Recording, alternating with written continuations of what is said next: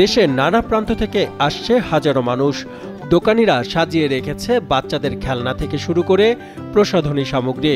প্রায় ৫০০ বছরেরও বেশি সময় ধরে বড়বাঘায় এমন ঈদ মেলা হয়ে আসছে। এবারও ১৫ দিন ব্যাপী মেলা শুরু হয়েছে ঈদ উল ফিতরের দিন থেকে। প্রতি বছরই হয়, প্রতি বছর ঈদ উল ফিতরের সময় এটা আয়োজন করা হয়। তো বরাবরের মতো এবারও আসছি, দেখতেছি, ঘুরতেছি, ভালো লাগতেছে। দোকানিরা জানান, মেলায় সব ধরনের মিষ্টি, বাচ্চাদের খেলনা, মনোহারী সামগ্রী, লোহাজাত দ্রব্য, কাঠের আলনা, চেয়ার, টেবিল, খাট, ড্রেসিং টেবিল, পালঙ্ক, শোকেজ, মাটির হাঁড়ি পাতিল, প্রসাধনী সামগ্রী, মাংস, বেকারি দ্রব্যাদি, শামুকের মালা, কাঠের সামগ্রী, বেলুন, বাঁশি এমন সব জিনিস পাওয়া যায়। এছাড়া নাগরদোলায় চড়তে পারছে দর্শনার্থীরা।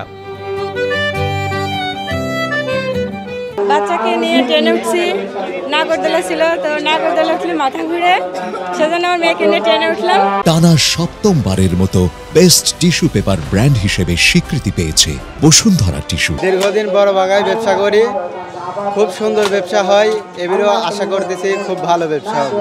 আমরা জন্ম হওয়ার আগে থেকেই মেলা, তারপর জন্ম হওয়ার পর থেকে আমরা বড় হওয়ার পর, সামান্য বড় হওয়ার পর থেকে আমরা ব্যবসা করি। এই ব্যবসা করি আমার বউ সাল পালি।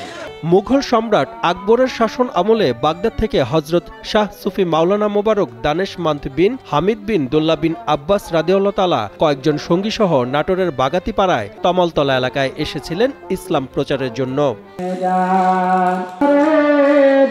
কথিত আছে, তিনি মানুষের অতীত ও ভবিষ্যৎ বলতে পারতেন।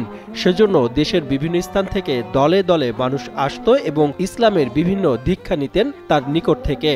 তার এবং সঙ্গীদের মৃত্যুর পরে জায়গাটির নাম করা হয় বাঘা।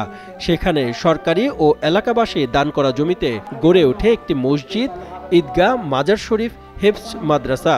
মেলা থেকে যা আয় হয় তা হাফেজিয়া মাদ্রাসার শিক্ষক কর্মচারীদের বেতন, ছাত্রছাত্রীদের খরচ ও উন্নয়ন বাবদ ব্যয় করা হয়। বড়বাঘা মসজিদ, মাদ্রাসা ও মেলা কমিটির সাধারণ সম্পাদক মিজানুর রহমান জানান, এটি একটি ঐতিহ্যবাহী মেলা।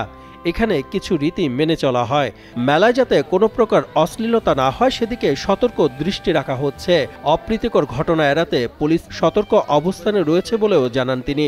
মেলা অনুমোদন নেওয়া লাগতো না, এখন মেলার অনুমোদন নেওয়া লাগে। তবে অত্যন্ত আনন্দের বিষয়, এবছর আমি নিজে মেলার অনুমোদন নিতে গেছিলাম।